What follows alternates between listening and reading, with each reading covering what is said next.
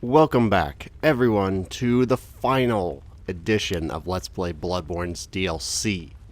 Now, I know you might be thinking, Barak, why on God's blue earth do you have a nearly 200,000 blood echoes? That's because I was co-oping Murgo's Wet Nurse a lot. And I do have something to tell you for those who might be interested in the League. The League of the Leaguey Wiggies here. That's what we like to be called. Where was it? Oh crap, where was it? Master's Iron Helm. You may notice what the hell that looks like. It's basically Solaris with, one less hole in it. And the way you get that is you use the vermin that you get from co-oping, but there's a caveat, at least I noticed. I don't know if it's a glitch or what it is. But if you don't do it in front of Valtir, you won't count it. So when you go to crush your vermin, go crush him in front of him, and then talk to him, and then you might have to reload a couple times. But before I do this, I want to level up, because I'm not going to be doing anything, because I think as soon as you do this, you go into New Game Plus. It should be noted, there was one vote. I didn't really expect a whole lot of them, but I got one, and it was to let Gerhman kill me. Excuse me, so that's what I'm going to be doing. Now, the reason I wanted it 20 was just so I can try out that Coast Parasite. There's no other reason. I want to do it. Screw it, I'm going to do it. Farewell, good may you. And I'm going to do it on camera, too, because for those who might not have ever seen it, and there's, nothing else to do in this episode anyway besides get my head chopped off, or whatever you want. Or whatever, but, yeah, whoops, I don't have that equipped. Oh, I'd have the amygdalin arm equipped. Well, I don't know how I did that, but okay, that works. Wait, what? Is that not? No, that's totally equipped. It's just... Okay. I guess that's why you have to have the rune. Because I think Glasgow said you have to have... Which one was it? Which one? What, milkweed, I think? What the hell? Ah. So that does change. Because I never tried this moveset out before. I wanted to see what it's like before I moved on to the next game.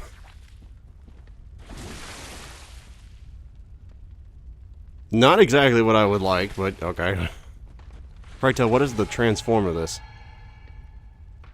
Also, I just kind of go full on hentai mode. Okay, well, that... Cool. That was a hell of a thing. Okay, well, I just wanted to look as to what in the world that did. You know, never saw it before. Wanted to see what it was like. So, excuse my curiosity for making you sit through it. But, yeah. Well, let's get going. My vote was to get my head chopped off. So I can go play some Dark Souls 3 tonight. Because tonight is the night. Oh, excuse me, sorry. Now, the storyline here, if you really care, and if you haven't put it together yourself because it's your first time watching this, is Gerhman's going to offer you a choice. He can kill you, or you can fight him. Now, a lot of people go, I don't want to die. Screw it, I'm fighting him. You know, it's a terrible ending if you just die. But the thing is, the way I look at it, we're kind of stuck in limbo. I mean, really is what we're doing. And in my opinion, he just kind of offers you a way out of it permanently. So, really, he's offering you a kindness. Though how kind it is, I'm not really sure, but that's the way I look at it. Sir, you've done well. The night is near its end. Now, I will show you mercy. You will die, forget the dream, and awake under the morning sun. You will be freed from this terrible hunter's dream. Of course, the caveat is, do you believe him? And this time I will. The reason I do is because I imagine if you just refuse and you have an 8 to 3 umbilical cords, you just become the new pawn of the moon presence. So we're submitting. My keen hunter, fear the blood. Because I've never seen this. I want to see what the hell happens. The other one just seems kind of anticlimactic. Like, oh, I beat Gerhman, now I'm just like a pawn. So, is he going to cut my head off with the scythe like I thought he was? He's a phony. He's not really crippled. You're a big fat phony. Oh wow, this is exactly how I imagined this scene, actually. Except I imagine him putting his knee on my back and then, like, pushing off and just, you know, doing it that brunt force way, not the swinging way, but I guess he's an old man, he can't do it that way anymore. Why am I talking about the ideal ways to execute someone while I'm being executed? I don't think that's really the ideal way. I don't know what I saw that on, but I thought that'd be the way he did it. So where do I wake up? Hell? Pray tell where? I wake up in what looks to be the Cathedral District? Where am I? That's at what? It has to be Yarnum. But where the hell? Oh no, I guess this is Yarnum. I just have no idea where it is.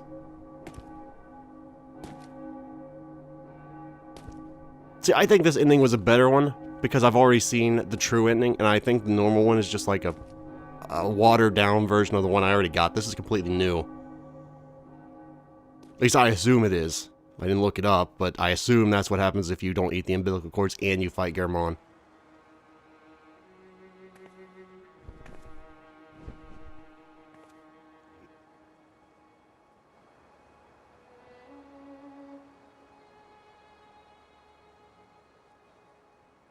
Bet she's disappointed. Farewell, good hunter. May you find your worth in the waking world. I'm not sure if this is really a kindness or not, because while we were immortal here, well, we couldn't really die. But it was a hell that we couldn't die. But is it better that we're now awakened to the waking world, where if we do screw up one roll, we're just done forever? I don't know. I guess it's one of those, do you find worth in your dreams, or do you find worth only in the waking world kind of philosophical questions? In my opinion, that's the happiest ending. That's saying something. That's not really a happy ending, and that's... Well, I can't really say that because I haven't seen the other ending, but I would assume that's the happiest ending of the three. Because the only other one I know of is you turn into what you hated and you hunted, and which doesn't seem like a very good ending as far as good, like, you know, righteous. Oh, excuse me, I'm sorry. But yeah, that's obviously the end of Bloodborne, the series, the DLC series. And the main reason I did this series was really the DLC. I mean, I didn't really care about Gerhman. I'm sorry about that if you really want to see me die to Gerhman over and over. But don't worry, you'll get to see me in Dark Souls 3 dying over and over soon enough. Well, hopefully not tonight, because if I die over and over in the tutorial area, when I didn't before, I'm going to be pretty sad.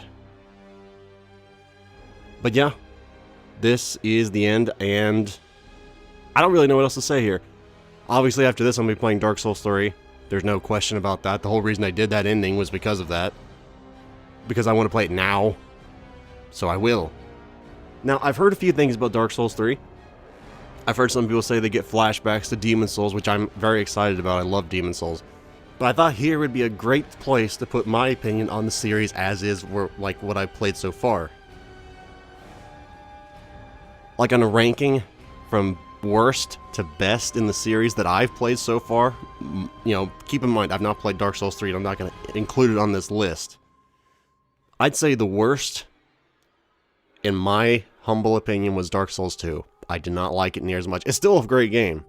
Don't get me wrong here. It's a fantastic game. And then Bloodborne. I know someone's going to say, what? You're putting it like that low on the list? Yes. Because they made a lot of design decisions I didn't like. But it was a very fun game. The quick step, the system worked beautifully. It felt responsive. It was great. But there was no freedom.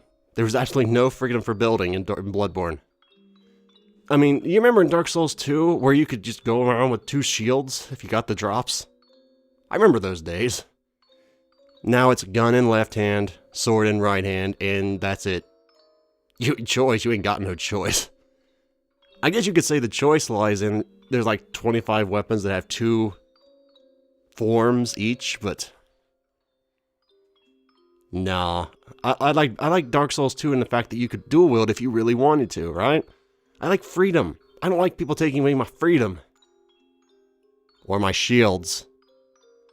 But after that, gotta go with Demon Souls. It's not the best, but it's darn good.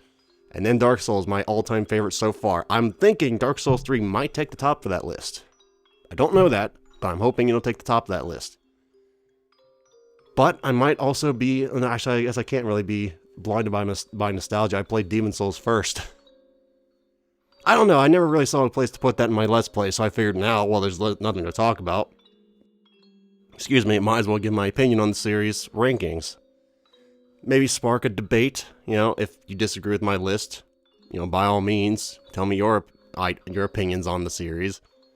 Maybe you thought Dark Souls 2 was the superior one because you had all the freedom to dual wield, you could, you know, power stance, you could, you know, do whatever. It was a great game, like I said, but I didn't like the boss designs in Dark Souls 2 and the enemy level layouts. I hated them. But, you know, personal, what's the word? I don't know. Anyways, is my personal opinion. So in Dark Souls 3, if you're planning on watching that, by all means, I hope you do. It's basically going to be a blind Let's Play, except for the tutorial level. I did that. Everything else is blind. I have no clue what the hell happens. Besides me dying and probably cussing a fair bit. It's like the only constants in this series that I will keep. Oh, excuse me. And if you're wondering what kind of build I'm going with, you should know that already. It's a strength build. That's my bread and butter. I'm going to try and use a great shield, and I'm going to try and use a frickin' ultra great sword. Though I will, if needed to, use an ultra great hammer or an ultra great axe. As long as it's an ultra great weapon, I don't really care. I'll use it because they're the best weapons in the game for me. Because they're the most fun. And why the great shield, Barak? That just means you're a scrub lord. You just rely on a shield. Yeah, so did the vast majority of armies in the world up until, like, I don't know, 1500 AD. Far be it from me to tell them that they were relying on crutches. Not to mention the practicality of it. You know, just trying to... That's how I memorized the boss's patterns, all the way from Demon Souls all the way up through Dark Souls 2. Played defensively, got my shield up, watched where I could dodge, when I could dodge, and when to hit it, and then I eventually executed it, and it didn't take near as long as my Bloodborne bosses ever did. Because in Bloodborne, you screw up one dodge, and that's goodbye Broadway. Not exactly conductive to learning bosses very well, if I do say so. It taught you to be perfect, but the problem is you can't really teach someone to be perfect.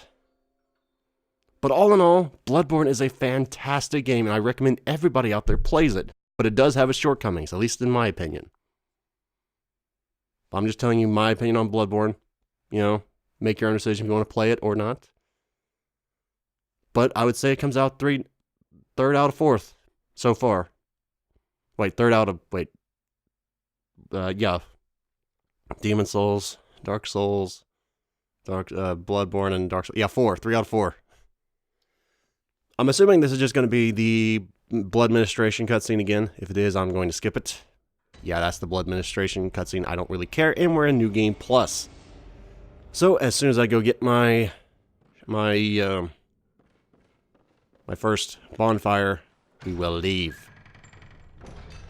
And you're going to get to see me fight something in New Game Plus, and I might well die because I haven't went to New Game Plus in like years on any of these things. Well, this should be easy. It's only half health anyway, but yeah, that's not really any different.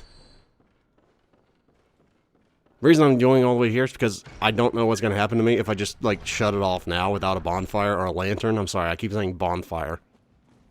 It's always a bonfire. Why can't they just keep it? I know somebody could say, Barak, Bloodborne's not a Souls game. Yeah, you know it is. You look me in the eye and you tell me this is not a Souls game. This is a Souls game. I don't care what you call it, it's a Souls game.